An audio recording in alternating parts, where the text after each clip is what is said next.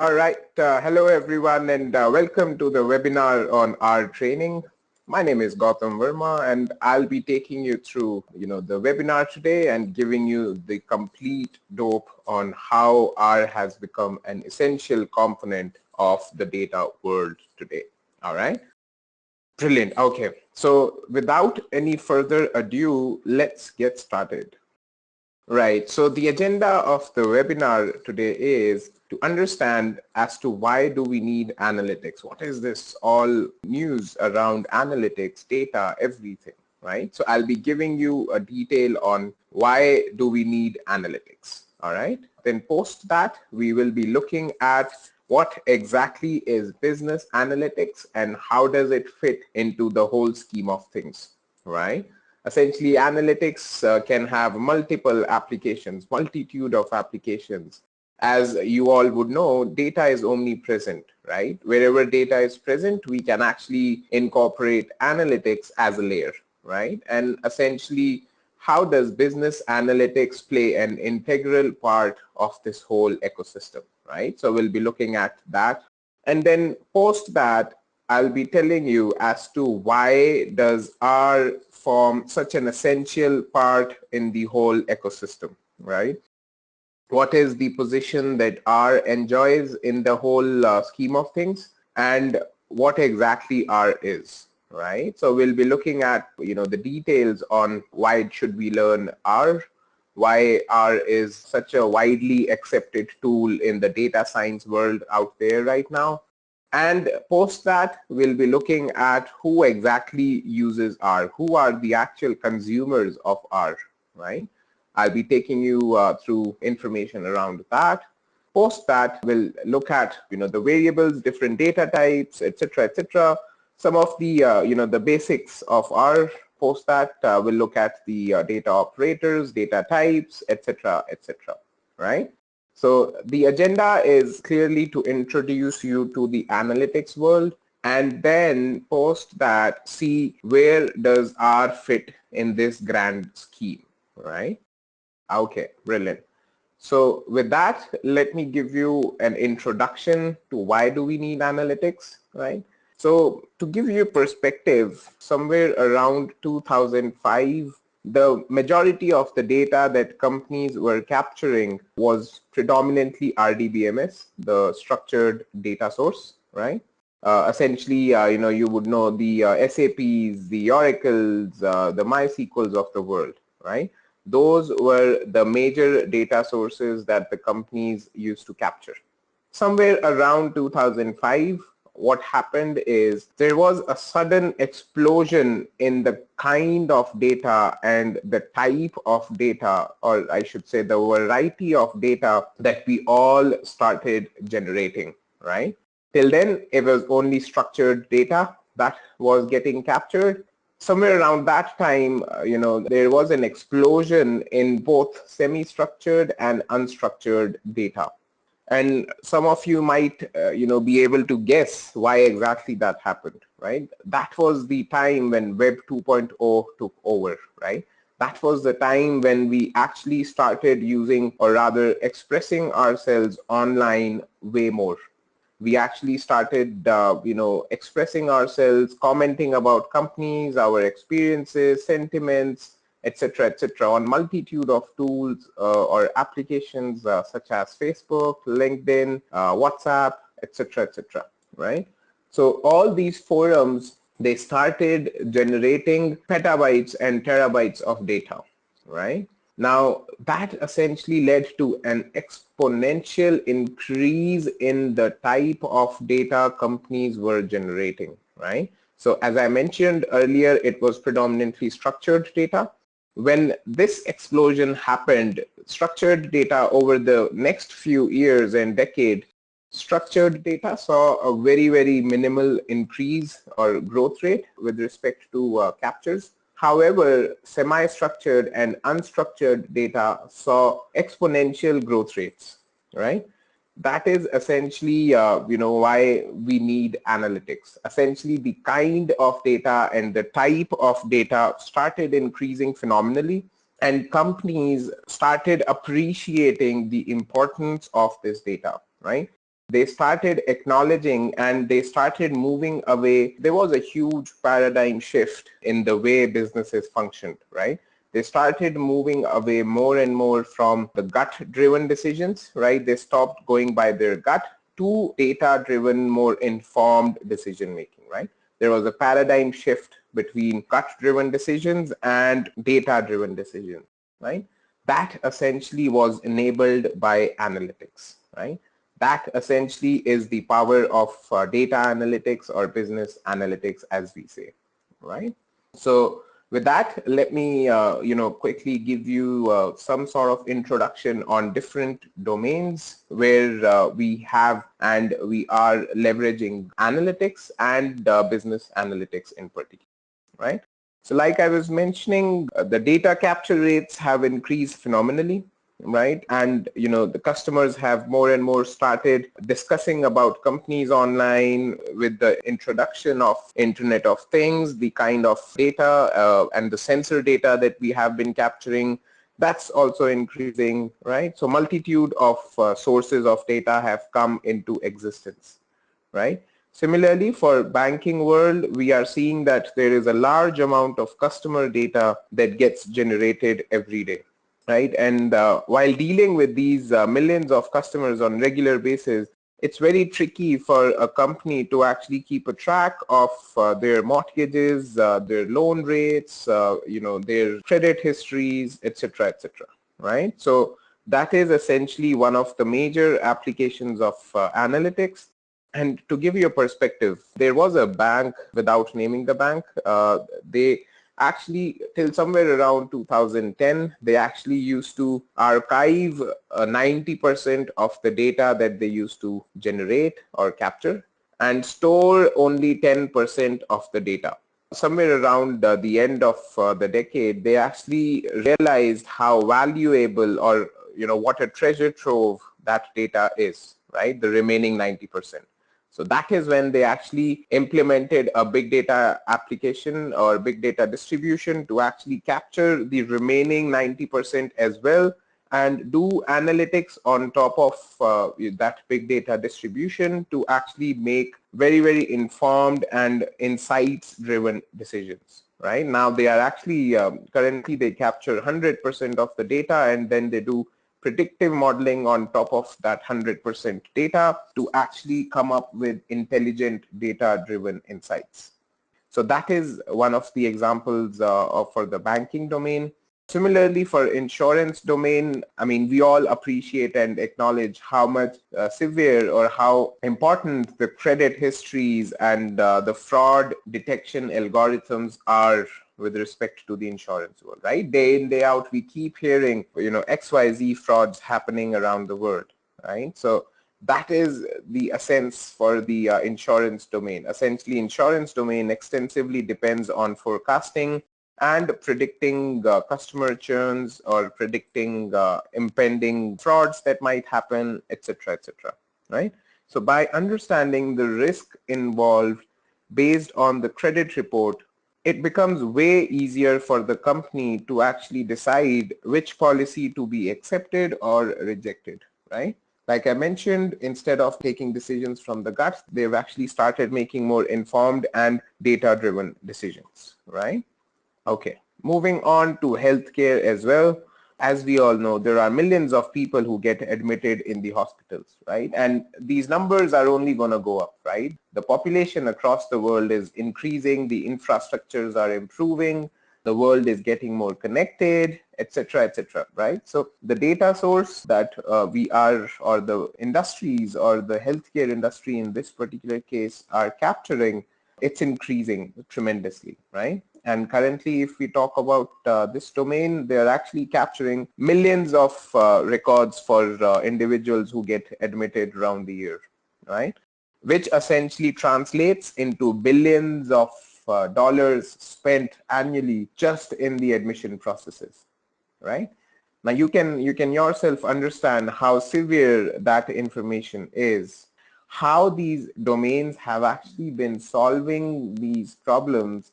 Starting with the banking domain, banks essentially have built custom R models that maintains the loans provided to these individuals which helps them in actually deciding the amount to be paid by the customer over time, right? Essentially, it's way more methodical, way more organized, and sequential, right? You can always query your data to actually come up with very, very specific OLAP information or analytics information. That is the value that R brings to the table.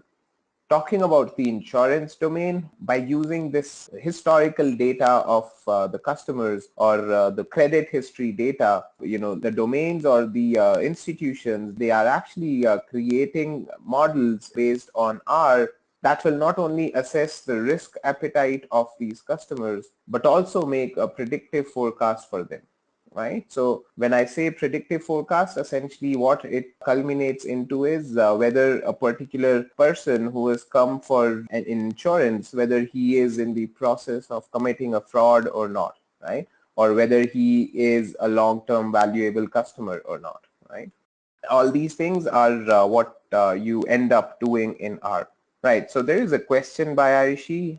What exactly is a model in R? Sure, Ayushi. So when I say a model in R, what I mean is basically you capture, it's a process, right? So a model in R is a process. It starts with capturing all of the data that we are talking about. In the perspective of insurance domain, what that means is the historical pattern or the historical data around the credit of the customers. It could be variables such as whether a particular person has defaulted in the past or not, yes or a no, right? Whether a particular, what is the EMI or the premium that the customer has been paying month on month, right? What is the total insurance value that the person has opted for? Or what is the age of the person? What is the gender of the person, etc., etc. Now, when I have all this information, all this rich historical data, essentially what I do is I actually use all these variables to come up with a model or come up with an algorithm, to put it in a simplistic way, to come up with an algorithm that tells me if the age of the person is 80 and the person is a pensioner and the person is male, it's likely that the person is going to commit a fraud or whatever, something like that, right? That is essentially this whole workflow, starting with historical data to the prediction, is called a model. I hope that answers your question, Ayushi. Brilliant, super. You're welcome, Ayushi. Okay, right, so moving over to the healthcare domain. Now, given this patient history, the rich patient history throughout the year, millions of records, a predictive model can be built to identify who is at the risk for hospitalization and to what extent the medical equipment should be scaled. Now, using my predictive model, just reiterating based on the historical data that I am capturing, I can actually create an algorithm which helps me in building an outcome variable or a prediction that tells me that out of these 100 people who have been hospitalized, essentially, or these 100 people who live in a particular town, for instance, these 50 people are prone to hospitalization, right? If I'm a hospital, I can make month-on-month prediction as to what will be the count of people that will get hospitalized in my hospital in a given month, right? That ways I can easily scale up or scale down my medical equipment depending on the demand that I am forecasting. So that is the power that statistics, and that is the power that analytics brings to the table. So we've already discussed some of these aspects, but to further reiterate, why do we need analytics? Essentially, there are new horizons or there are new spheres of opportunities or ways of improving the bottom line and top line that have come up because of data analytics, right? I've actually started, if I am a business owner, I've actually started thinking of many other ways of improving or reducing my costs, or better optimizing my products, or marketing analysis, to further making better and more informed decision making.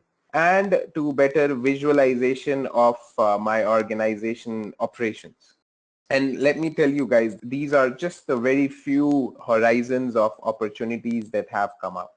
There are way more use cases and scenarios that you can actually come up with where you can actually implement data analytics or data analysis, right? Now, this is very specific to certain industries. If I am a heavy engineering industry, essentially I could end up building predictive models that help me in forecasting or predicting as to, if I have $10 million equipments out there in the field, say for instance I'm Caterpillar, right? Now I might have 100 of $1 million equipments operating at a particular site. Using this rich historical data that I am capturing, I can actually build algorithm to predict that out of these 100 equipments, these 10 equipments, specific 10 equipments will actually fail over next 10 days, right? That way I can actually mobilize my maintenance teams, maintenance engineers to actually address to those 10 high severity equipments, right? Essentially, if I'm Caterpillar, then any single day of downtime would cost me tremendous amount of dollar value. So that way I can actually bring in way more efficiency into my operations using the power of data. And these are all practical use cases, guys. I'm talking from my experience. These are the examples that I'm giving are some of my clients, and this is information from the live practical scenarios, right? So that is what's happening in the practical world.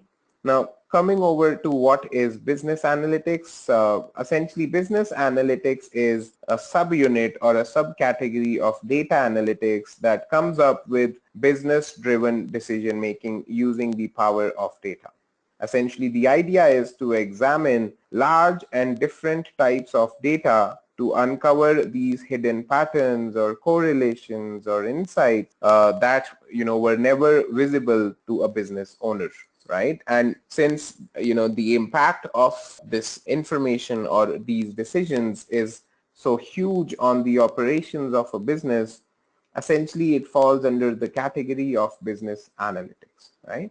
I can actually have multitude of types of analytics. For instance, if I'm talking about the operations of a company itself, essentially I'm talking about HR analytics, for instance, or log analytics, for instance, right? So there can be multitude of applications that data analytics has. Okay, moving on. Right, so these are some of the competencies that we can categorize under the category of business analytics or data analytics. The idea is to actually start with some sort of a background basic analysis or preliminary analysis.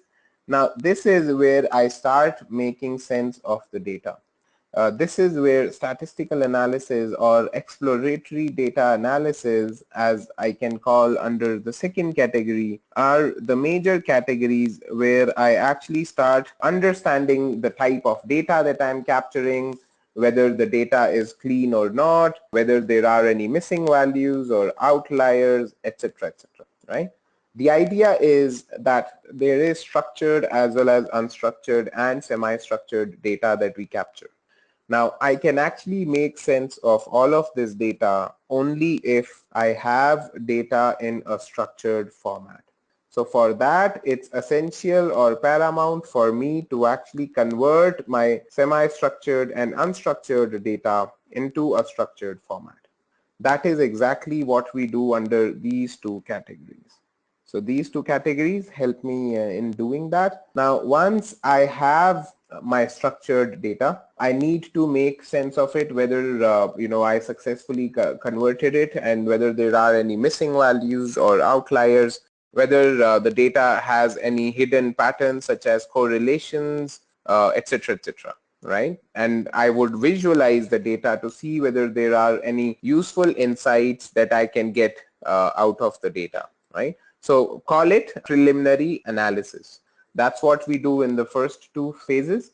Then comes the all critical data mining phase, right? Now in data mining phase, I essentially start building model or try digging deeper into the data using my predictive algorithms. My predictive algorithms essentially are nothing but the training sets that I build using the training data that I am capturing. Training data is nothing but the historical data that I have been capturing. So from that stems the data mining, or I should say the machine learning side of the things. Now, as we move on, comes the part of predictive modeling, where I actually run the iteration of my model to actually do live predictions on real data. Till the above point, I was actually creating or rather building my model. In this phase, I actually end up taking it to the next level, where I actually do testing as well on unseen data, right? The power of data analytics, or the power of business analytics using R, is nothing but the power of predicting something that is supposed to happen in the future with a very high accuracy rate, right? That is exactly what prediction means, right? So that is exactly what we do in this case. We actually feed unseen data to the model and ask it to predict something that is going to happen in the future, right? So say for instance, if I am a retailer and I have built a model that predicts whether a particular customer entering into my store is going to buy or not, I actually do the model building first. Once the model is built, I actually do prediction on it. And when I say prediction, what I mean is I give it new data, such as the time a particular customer enters the store, the appearance, etc., the age of the person, the gender of the person, and let my model predict that based on the information that I have received, I predict that this particular visitor will be a prospective purchaser in my store. That is exactly what happens in this phase. And the next phase is the visualization phase. Now, when I talk about visualization, essentially what I'm doing is I'm building very interactive dashboards which have information based on my requirement. If I'm generating an alert or something, it would have the live feed from the model output, which makes it way more business friendly or user interactive, right? Since if I want to present my results to the CXOs, I don't want to show them the code or the complete algorithm of my model, right? They wouldn't be interested in that. What they would be interested in seeing is what exactly is happening on the ground. Essentially only the business relevant information. And that is what you do in the visualization phase. You actually leave out all the jargon, you leave out all the peripheral information, and you only show the relevant information that a particular business folk will be interested in seeing. It's nothing but the BI layer on top of our predictive model. All right. Any questions, comments on this slide, guys? Awesome. All right. Thank you so much, Ayushi. All right. Super. So moving on, guys, to the next slide. Now, you might ask, why do we need R? All right. So there is a question by Samiha. Can we use other visualizations tools like Tableau in our analytics? Absolutely, Samiha. Absolutely. The power of analytics is such that you actually can incorporate any of the visualization tools that you're comfortable with. It's tool agnostic, to answer your question, right? So you can actually work with Tableau, you can work with Microsoft Power BI, you can work with ClickView, etc., etc., right? It totally depends on your comfort level and your backgrounds, etc., right? So to answer your question, yes, you can. All right, super, right? So moving on, guys. You're welcome, Samiha. Right, so moving on, guys. So you might ask this question, why do we need R, right? Where does R fit in this whole scenario, right? Now, R is the lingua franca for data analysis or for data science. It is the language that is most widely accepted by the statisticians, analysts, quants folks, data scientists, etc., etc., right? And the major reason for that is that R is open source, right? You can actually use it for absolutely 0 rupee value, right? You don't have to spend anything to actually start using R. However, a lot of other competitors that are out there in the market, such as SAS or SPSS, etc., they all are only paid, right? And that is where R wins over all the rest of them.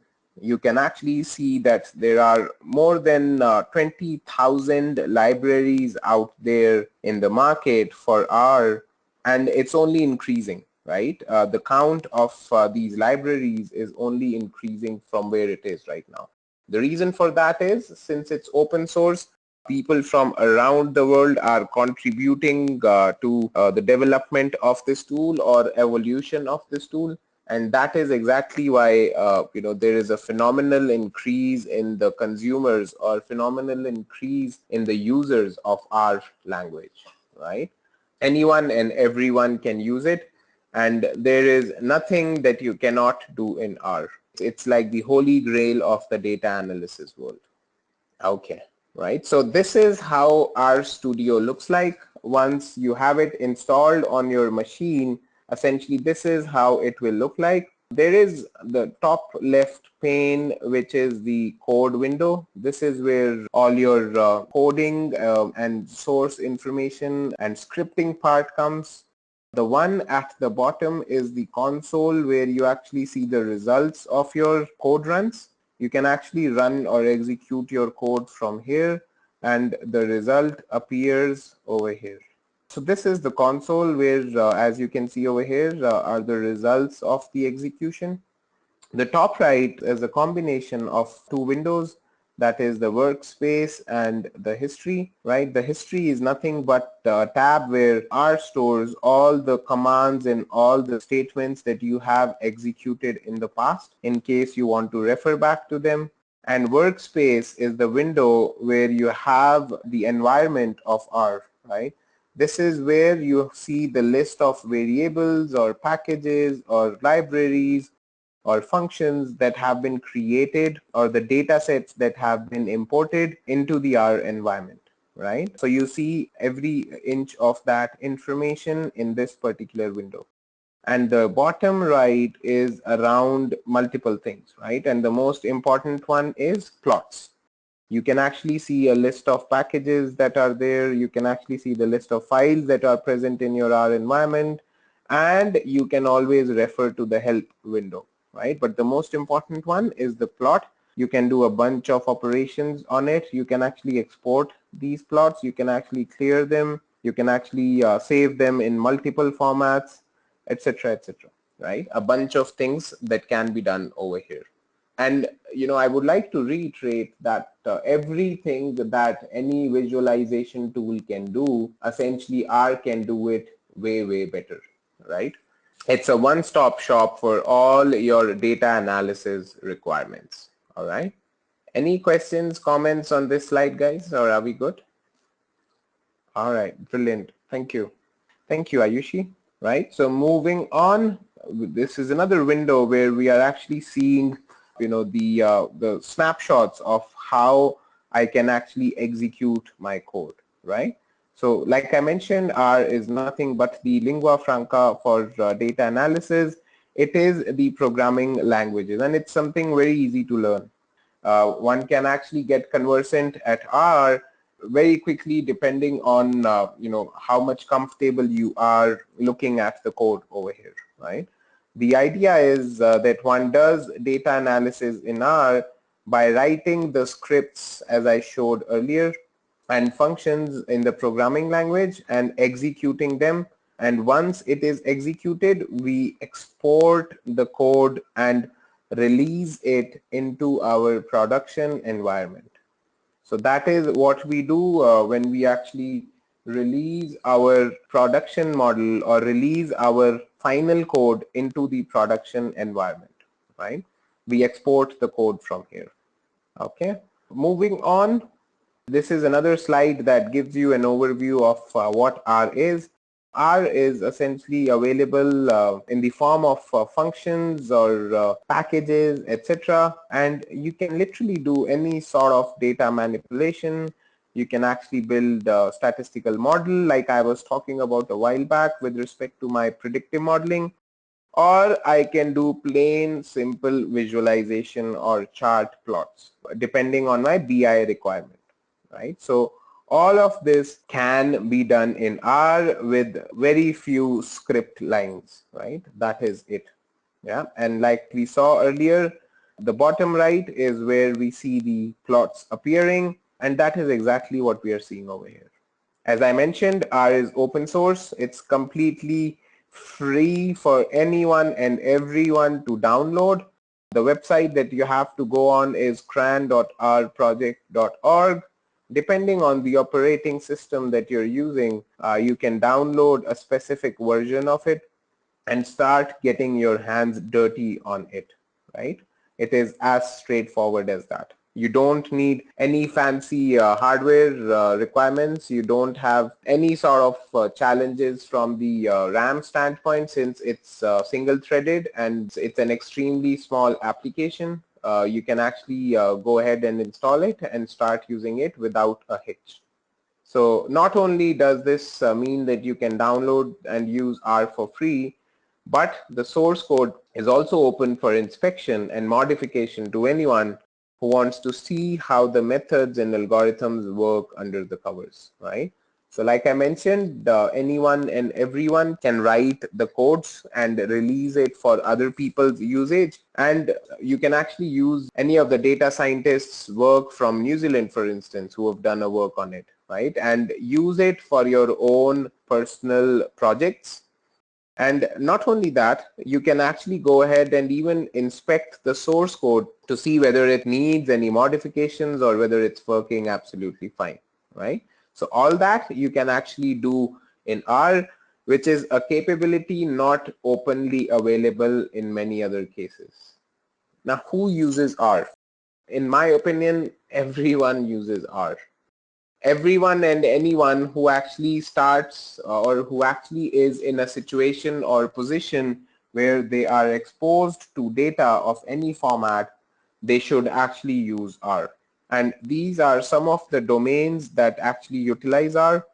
This is by no means exhaustive. There are a ton of other domains as well which are actually using the power of R currently, right? So starting with pharma, then banking, retail, telecom, education, all of them.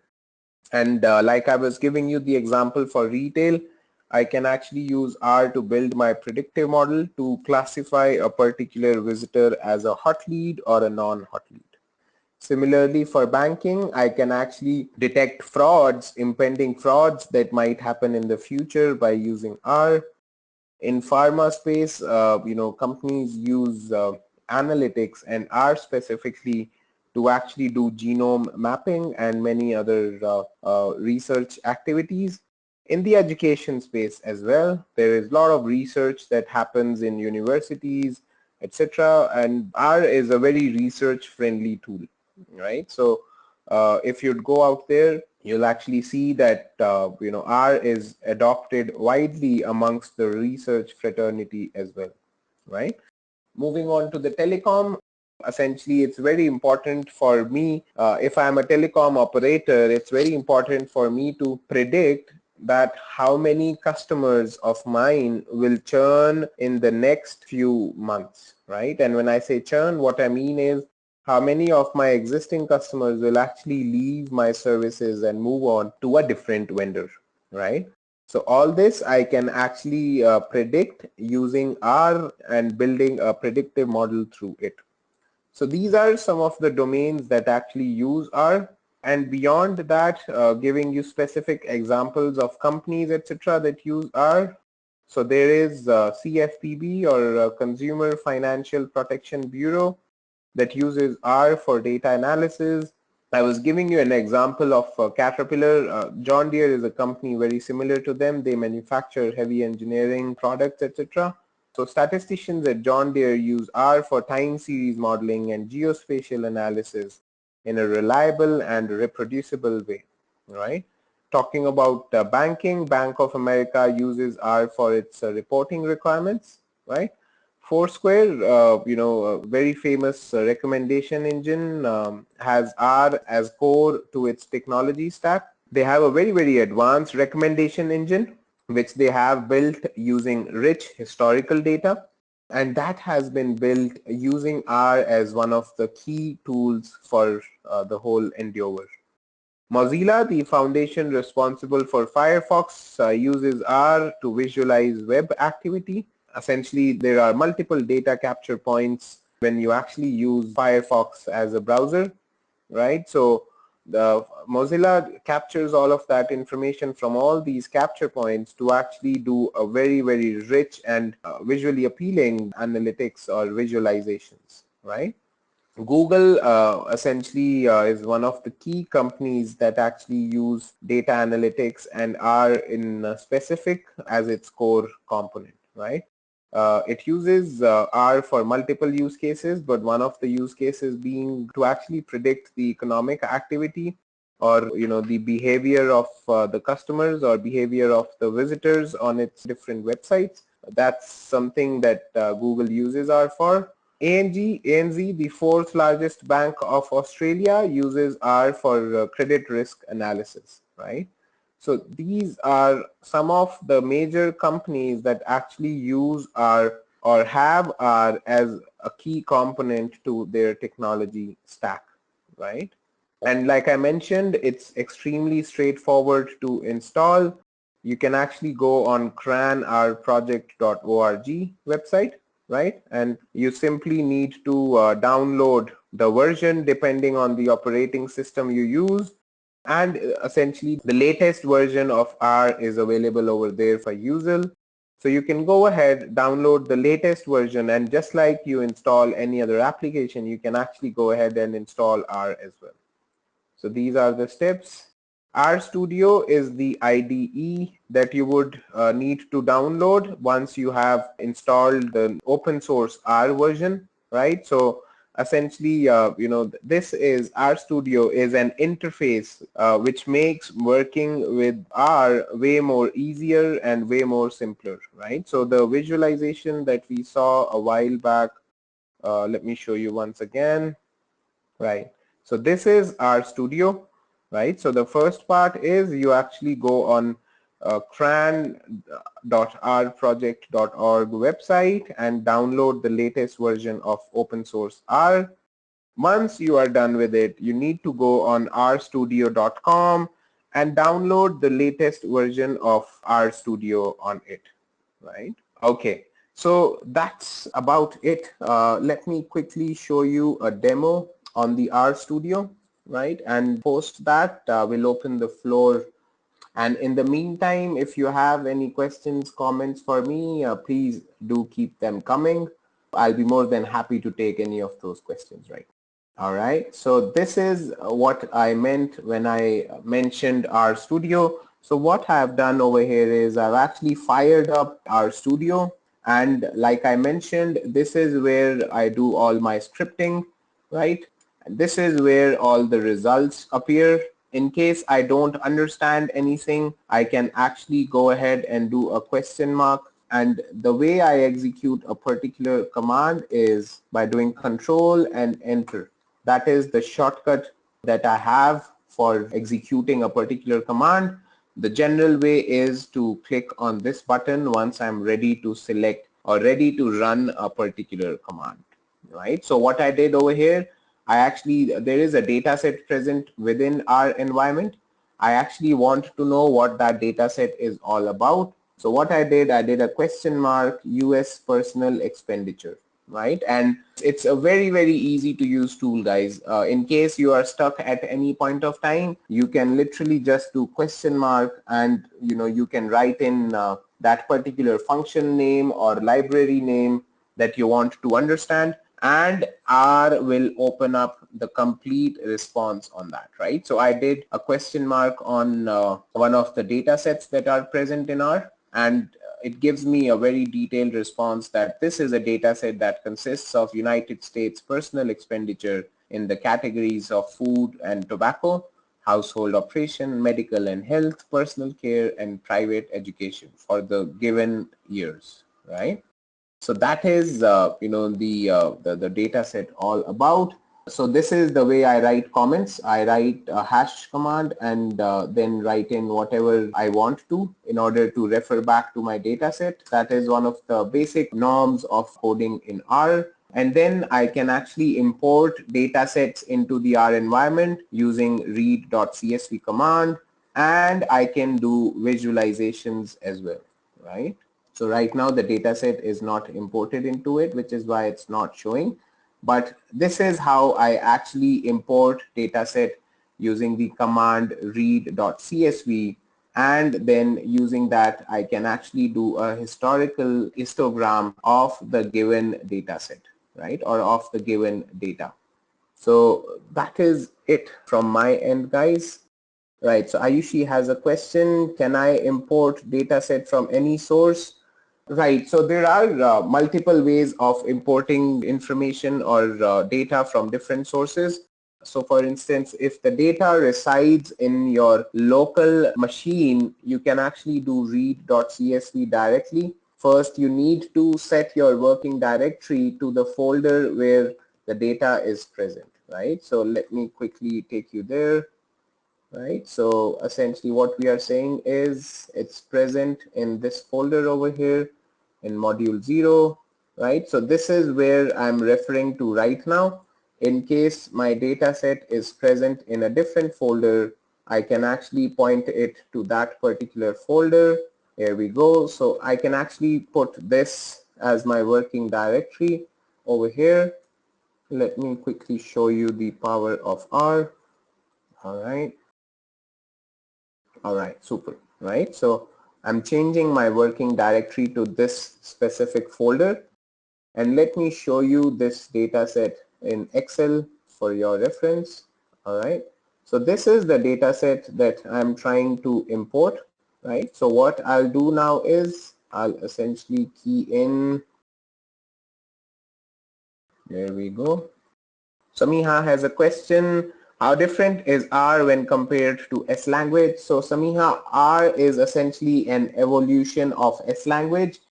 S is an archaic version. R is the more advanced version of it. So yes, it's actually the, in a way, the more advanced version of S. Yeah, I hope that answers your question. Okay, right. So essentially this is how I have imported my data set. Let me quickly show you how does it look like. So like I mentioned, all my data sets and all my functions, etc., appear over here. I can actually click on this to actually see, there we go, right? So this is the data set that we had in Excel. It's come up exactly the same way over here as well, right? Now I can actually do plotting of it. Okay, so if I want to understand, say for instance, relation between gender and balance, what I can actually do is I can actually plot a histogram between gender and balance. All right, let's try to do that. Gender, and the other one is balance. Yep. Okay, right, so it's throwing an error. Oh, right. Okay, that's because the data set values are not matching up, right? So this is essentially a binary dichotomous, and this is a continuous variable. But let me quickly plot just one variable to give you a perspective. All right. There you go. So I have plotted a box plot of my data set, and what this tells me is that the maximum value that I'm seeing in my data set is somewhere around 6,000, with the mean value close to somewhere around 0, right? Which makes sense, right? Essentially it gives the median value, which essentially makes sense, right? So as we can see over here, the maximum value is somewhere around 6,000. Right, so that way I can actually do multiple plots on my data set. So that is just one of the examples of how I can actually visualize the data. I can actually do a scatter plot, I can actually do a histogram, right? And similarly I can do comparison between two different variables. A bunch of things can be done, right? And similarly I can actually save all of these information or all these plots as either image or PDF, or I can actually clear it as well. And depending on my requirement, I actually have to make use of some of the given libraries as well, right? So for instance, as you can see over here, there are a bunch of packages or libraries that are already existing, like I was mentioning a while back. And these libraries are nothing but an encapsulation of a bunch of functions or a bunch of operations that I can perform, right?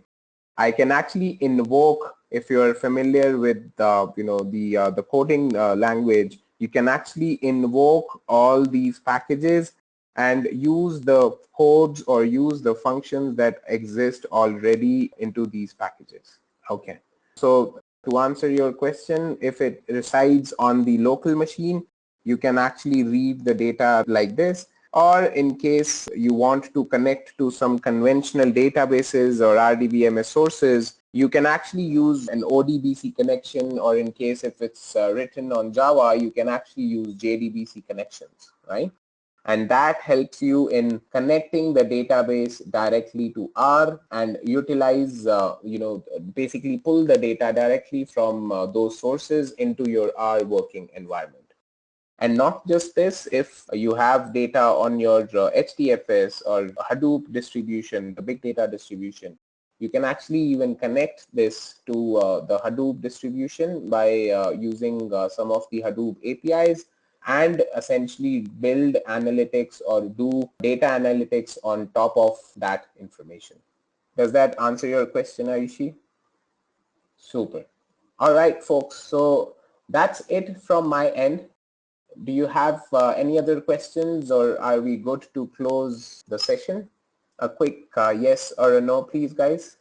Will learning, all right, so Ayushi has a question. Will learning R make it easy to move into an analyst role? That's absolutely true, Ayushi. I mean, R is the tool that, that every other company, and if you do a simple Google search to see, what are the companies requiring or what are the companies expecting these days, essentially this is what the requirement is. You should be conversant at one or the other technology, and R is one of the major one that companies have a requirement of these days, right? So to answer your question, yes, it will definitely boost your chances of moving into an analyst role. You're welcome, Ayushi. All right, guys, so I think we are good to, yep, so that's good, right? So thank you very much, guys. Thank you for tuning in. I hope, the session was useful for you guys to get a better understanding of what R is and how it relates to the data analytics world, right? I wish you all very good luck in your future endeavors. And that's me, Gautam Verma, signing off. Thank you very much, guys. I hope you enjoyed listening to this video. Please be kind enough to like it, and you can comment any of your doubts and queries, and we will reply to them at the earliest. Do look out for more videos in our playlist and subscribe to our Edureka channel to learn more. Happy learning!